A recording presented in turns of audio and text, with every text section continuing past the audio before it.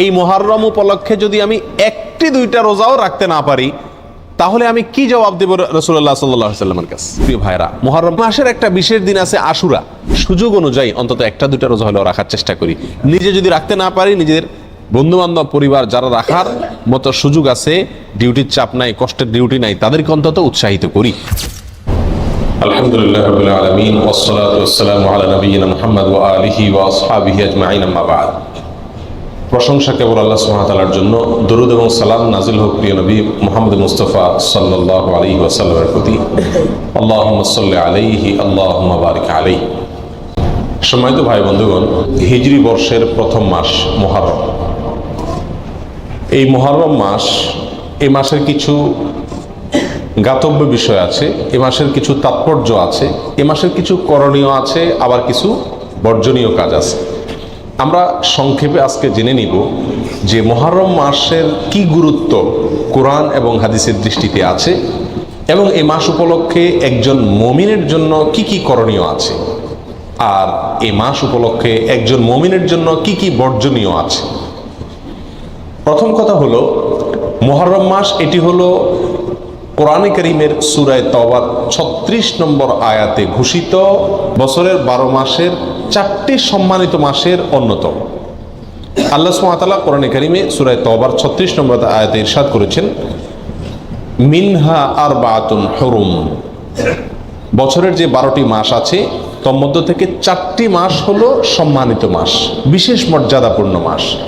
সেই 4টি মর্যাদাপূর্ণ মাসের ব্যাখ্যা, তার বিশ্লেষণ দিতে গিয়ে সহিহ বুখারীতে আবু বকর রাদিয়াল্লাহু তাআলা আনহু বর্ণিত হাদিসে নবী সাল্লাল্লাহু আলাইহি সাল্লাম ইরশাদ করেছেন, সালাসুন মুতাওয়ালিয়াত। 3টি হলো ধারাবাহিক মাস। বছরের যে 4টি সম্মানিত মাস আছে, সেই সম্মানিত 4 মাসের মধ্যে 3 মাস হলো ধারাবাহিক, একটার পর একটা। সেই ধারাবাহিক 3টি মাসের শেষ মাস হলো এই মুহররম। সম্মানিত মাসের অপর মাসটি হলো রজব, আল্লাযী বাইনা জুমাদা ওয়া শাবান, রজব মুদার আল্লাযী বাইনা জুমাদা ওয়া শাবান, অর্থাৎ রমজান মাসের আগের মাস, জুমাদা সানি এবং শাবান মাসের মধ্যবর্তী যে মাসটা রজব মাস, সেটাও সম্মানিত 4 মাসের চতুর্থ মাস। প্রিয় ভাইরা, আমরা প্রায় সময় বলে থাকি যে আল্লাহ সুবহানাহু ওয়া তাআলা বছরের 12টি মাসের মধ্যে 4টি মাসকে সম্মানিত ঘোষণা দিয়েছেন, মর্যাদাপূর্ণ মাস বলে ঘোষণা দিয়েছেন। আল্লাহ যে মাসকে সম্মানিত বলে ঘোষণা দিয়েছেন, মর্যাদাপূর্ণ বলে ঘোষণা দিয়েছেন, সেই মাসগুলো কখন আসে, কখন যায়, বা কোন কোন মাস সম্মানিত মাস, কোন কোন মাস সাধারণ মাস, এই সম্পর্কে আমাদের সমাজে খুব একটা ধারণা নাই বললেই চলে। আমরা এখানে যারা আছি, আমরাও বেশিরভাগ লোক জানি না কোনটা সম্মানিত মাস আর কোনটা সাধারণ মাস, ঠিক না ভাই? ঠিক। অথচ কোরআনে কারীমে আল্লাহ সুবহানাহু ওয়া তাআলা এই সম্মানিত মাস সম্পর্কে বেশ কয়েকটি আয়াতে বিস্তারিত বিবরণ উল্লেখ করেছেন। নবী সাল্লাল্লাহু আলাইহি সাল্লাম একাধিক হাদিসে এ বিষয়ে আলোচনা করেছেন। তাহলে একজন মুমিন হিসাবে আমাদের জন্য এই সম্মানিত 4 মাস সম্পর্কে ধারণা রাখা জরুরি নাকি জরুরি না? প্রিয় ভাইরা, 2টি মাস চলে গেছে, এগুলো সম্মানিত মাস ছিল, কিন্তু আমরা কয়জন মানুষ এই মাসগুলো অতিবাহিত করার সময় মনে পড়েছে যে এটি একটি সম্মানিত মাস যাচ্ছে? কয়জন মানুষ এমন আছে? হাতে গুনে পাওয়া কঠিন হয়ে যাবে, ঠিক না? ঠিক। প্রিয় ভাইরা, অতএব যে মাসটি এখন চলছে মুহররম মাস, এই মাসটিতে অন্তত আমরা এই কথা বারবার চিন্তায় আনার চেষ্টা করি, মাথায় আনার চেষ্টা করি, মনে করার চেষ্টা করি যে যেই মাসটি শুরু হয়েছে 30 দিন পর্যন্ত এই মাসটি আল্লাহ সুবহানাহু ওয়া তাআলা 4টি মাসকে বিশেষ সম্মানিত মাস বলেছেন, তার ভিতরে অন্যতম সেরা সম্মানিত মাস এটি। মুহররম শব্দের অর্থই হলো সম্মানিত। মুহররম শব্দের অর্থ কি? সম্মানিত। অতএব মুহররম মাসটি এই 4টি সম্মানিত মাসের মধ্যে আবার সবচেয়ে বেশি সম্মানিত মাস, সবচেয়ে বেশি মর্যাদাপূর্ণ মাস। আমরা আরো সহজ করে বলতে চাইলে বলতে পারি, রমজানের পরে সবচেয়ে শ্রেষ্ঠ মাস হলো এই মুহররম মাস। প্রিয় ভাইরা, কিন্তু মুহররম মাস আসে যায়, কখন আসে কখন যায় আমাদের কোনো খোঁজ খবরও থাকে না, ঠিক কি না? একজন সম্মানিত মানুষ সামনে আসলে আমার চলাফেরার ভিতরে একটা পরিবর্তন হয় কি হয় না? আপনি হয়তো পাও মেলে বসে আছেন, আপনার শ্বশুর আসছেন, আপনার বাবা আসছেন, আপনার শিক্ষক আসছেন, মুরব্বী আসছেন, তো আপনি নড়ে চড়ে বসেন কিনা? সম্মানিত মাস আসছে, কিন্তু আমাদের ভিতরে কোনো নড়ে চড়ে বসা বসি নাই। আমরা আগে যেমন ছিলাম এ মাসেও তেমন আছি। এর মূল কারণ হলো আমরা জানিই না যে এটি একটি সম্মানিত মাস। এই মাসকে আল্লাহ তাআলা কি দিয়েছেন? সম্মান দিয়েছেন, মর্যাদা দিয়েছেন। ঠিক না ভাই? ঠিক। প্রিয় ভাইরা, অতএব যে মাসটি শুরু হয়েছে এই মাসটি সম্মানিত মাস, এই কথাটি আমাদেরকে মনে রাখতে হবে, বারবার মনে আনতে হবে। সম্মানিত মাসের করণীয় কি? সবচেয়ে বড় কথা হলো সম্মানিত মাসের সম্মান দেওয়া। সম্মানিত মাসের কি দেওয়া? সম্মানী মানুষকে যেরকম সম্মান দিতে হয়, আল্লাহ যেহেতু এই মাসকে সম্মানিত ঘোষণা করে দিয়েছেন, অতএব এই মাসকে সম্মান দেওয়া। এই মাসকে সম্মান আমরা কিভাবে দেব? নেক কাজ, ভালো কাজ, পাঁচ ওয়াক্ত সালাত ইত্যাদি, এগুলোকে সময় মতো আদায় করব। অন্য মাসে যদি একটু গাফলতি করি, এই মাসে গাফলতি করব না। এই কথা মাথায় রেখে যে এটা সাধারণ মাস না, এটা কি মাস? সম্মানিত মাস। যারা সবসময় বিড়ি সিগারেট খায় এরা কিন্তু শ্বশুরের সামনে খায় না, ঠিক কিনা? কেন? যে আমি খারাপ কাজ করি, কিন্তু তাই বলে শ্বশুরের সামনে খারাপ কাজ করে আর ডবল খারাপ কাজ করব না, ঠিক কিনা?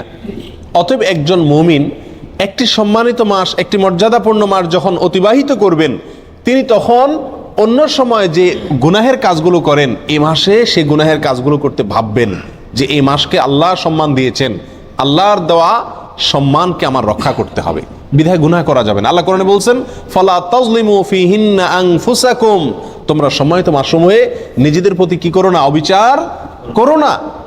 বিভিন্ন তাফসীরের কিতাবে উলামা ইকরাম লিখেছেন যে এখানে অবিচার করা বলতে আল্লাহ সুবহানাহু ওয়া তাআলা গুনাহের কথা বুঝিয়েছেন। অর্থাৎ এই সম্মানিত মাসসমূহে নিজের প্রতি নিজে অবিচার করো না, পাপাচার করে গুনাহের কাজ করে। অন্য সময়ও গুনাহ করা নিষেধ, কিন্তু সম্মানিত মাসে গুনাহ করার নিষেধাজ্ঞার মাত্রাটা আরো বেশি, গুরুত্বটা বেশি।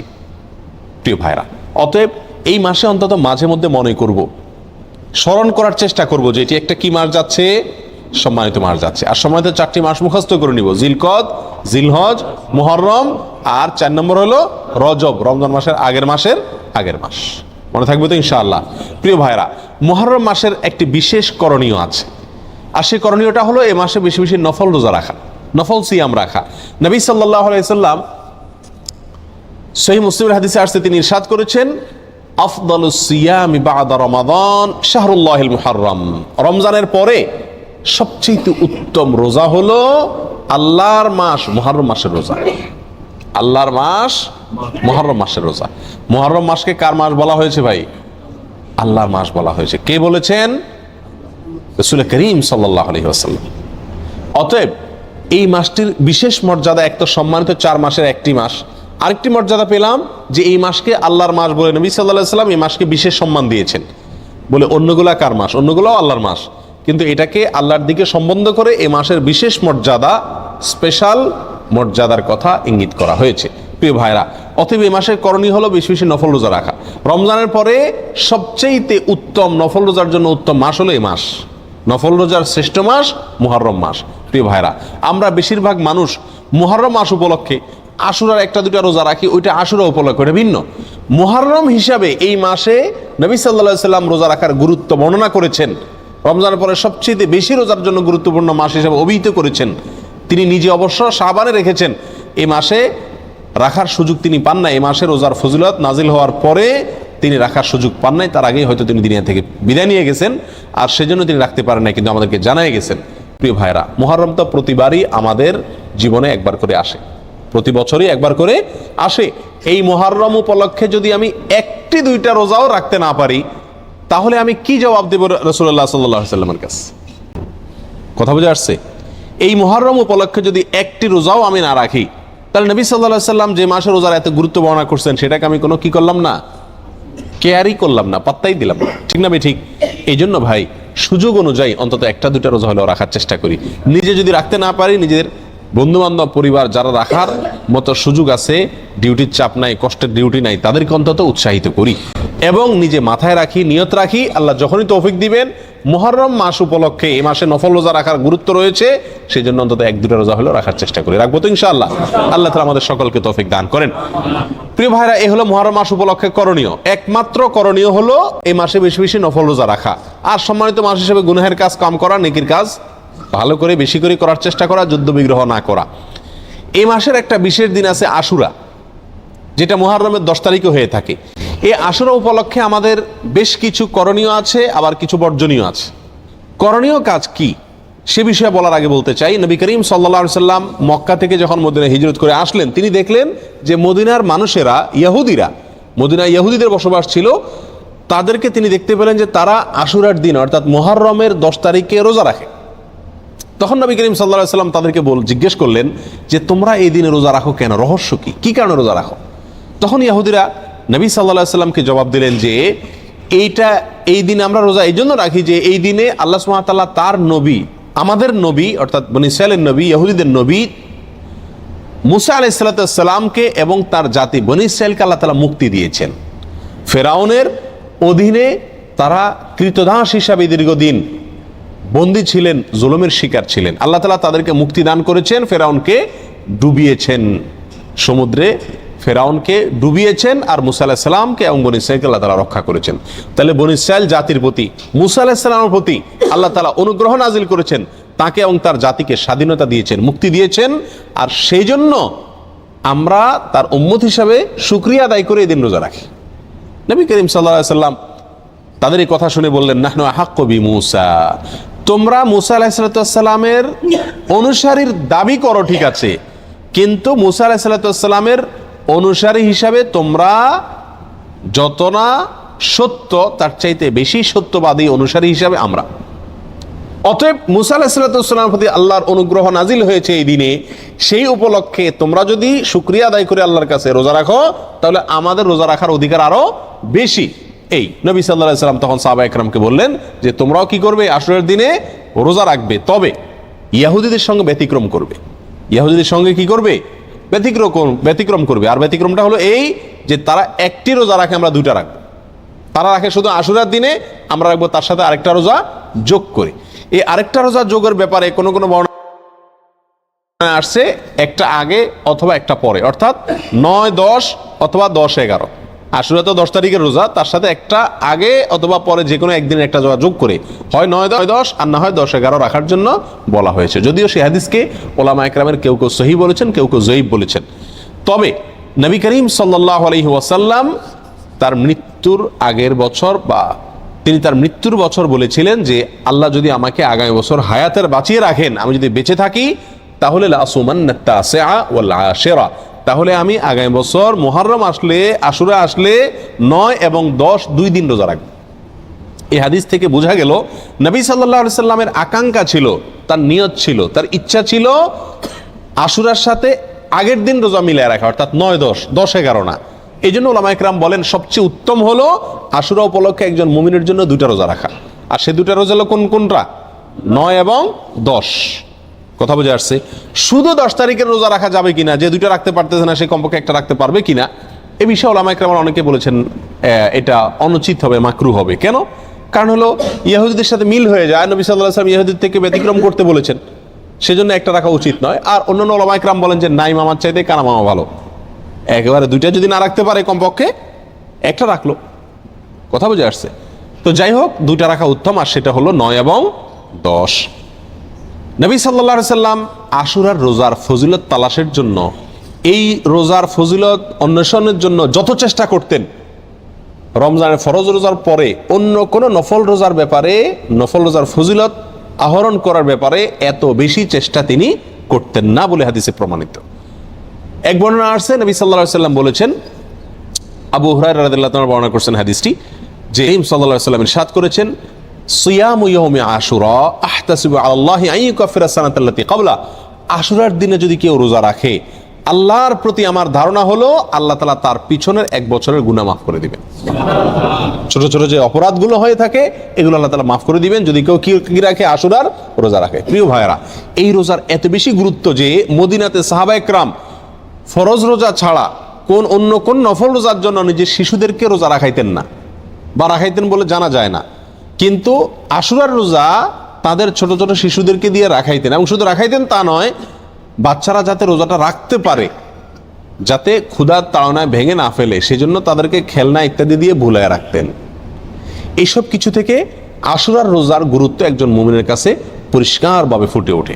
এই জন্য ভাই, মুহররমের 10 তারিখে আমরা কি রাখবো? ইনশাআল্লাহ রোজা রাখবো, আর তার সাথে 9 তারিখ মিলিয়ে রাখবো। বাংলাদেশে যারা আছেন তারা বাংলাদেশে আকাশে যেহেতু একদিন পরে চাঁদ দেখা যায়, সৌদি আরবের পরে আমাদের ভৌগোলিকভাবে আমাদের অবস্থানের কারণে একদিন পরে যেহেতু আমাদের আকাশে চাঁদ দেখা যায়, সেহেতু আমরা এদেশের একদিন পরেই সাধারণত কি রেখে থাকি, আপনার আশুরা রোজা রেখে থাকি। আল্লাহ তাআলা আমাদের সকলকে আমলটা করার তৌফিক দান করেন। প্রিয় ভাইরা, এই ঘটনা থেকে, এই আলোচনা থেকে আমরা জানতে পারলাম আশুরা এটা একটি বিজয়ের দিন।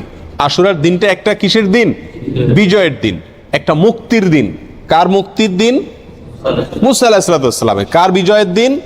মুসা আলাইহিস সালাম এবং বনী ইসরাইলের। আল্লাহর একজন উলুল আজম নবী, একজন সিনিয়র একজন নবী মুসা আলাইহিস সালামের বিজয়ের দিন, তার প্রতি আল্লাহর রহম নাজিলের দিন, মুক্তির দিন, ঠিক কিনা?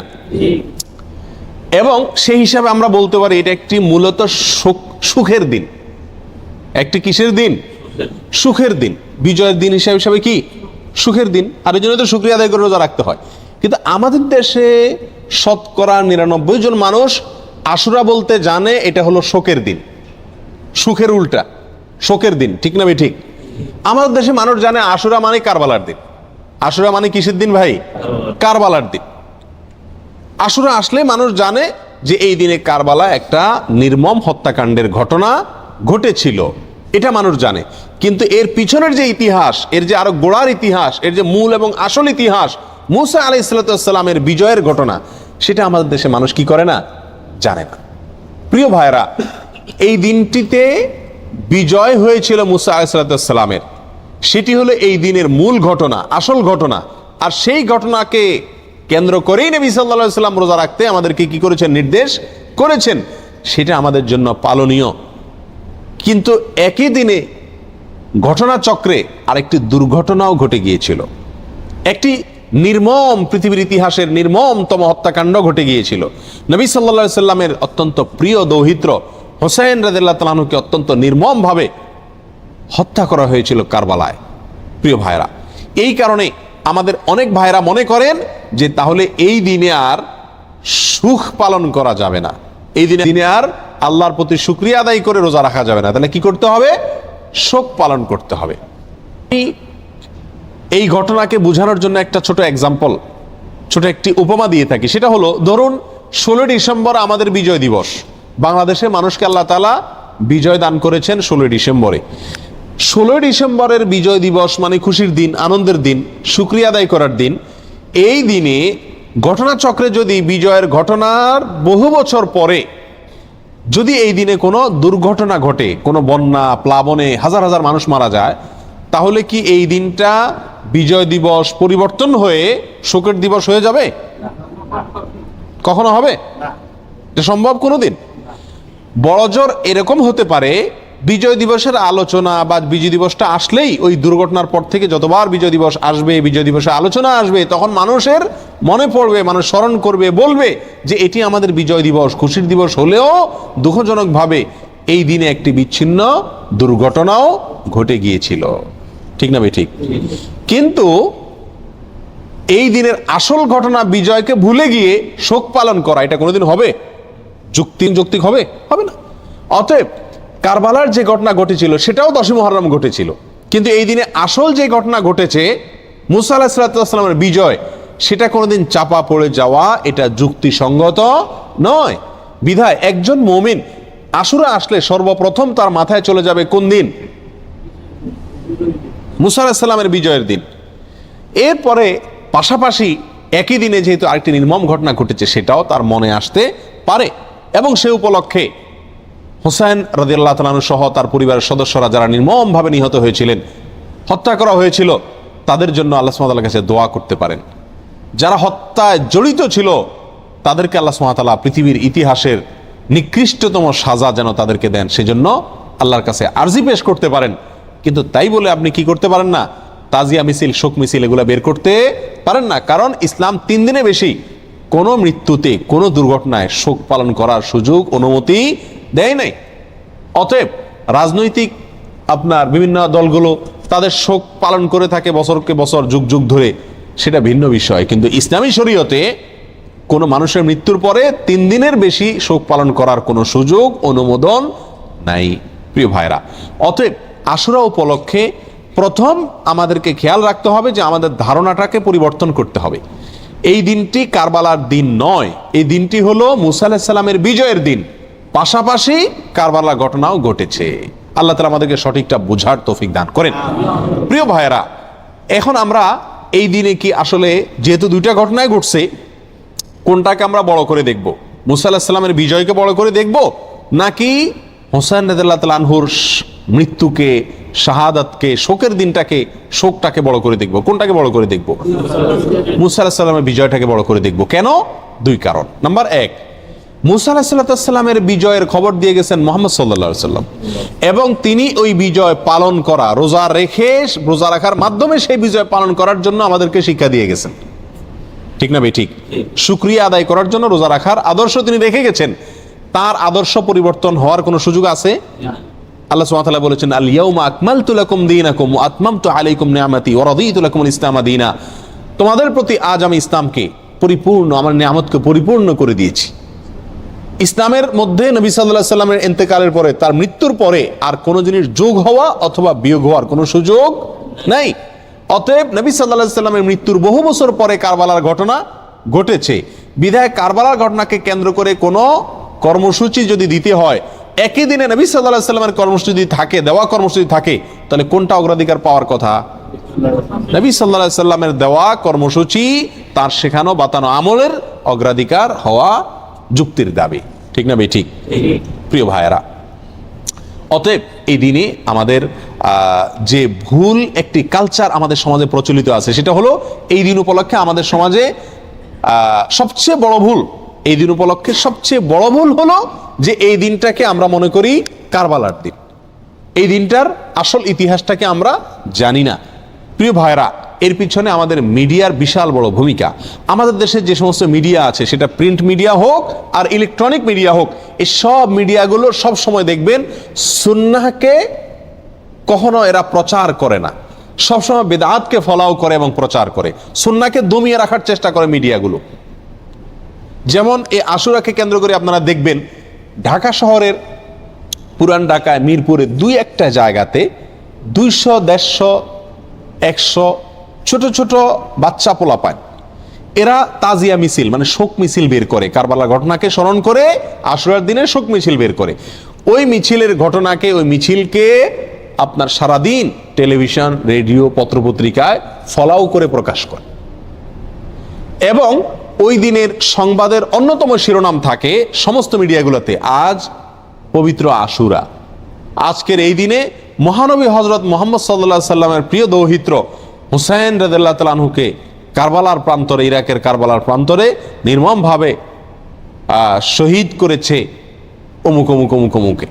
এখানে বলতে বলতে কোনো মিডিয়াতে, বিশেষ করে রেডিও চ্যানেলগুলোতে বিশিষ্ট সাহাবী, কোরআনের লেখক, ওহির লেখক মুআবিয়া রাদিয়াল্লাহু তাআলা আনহুকে অকথ্য ভাষায় গালিগালাজ করা হয়।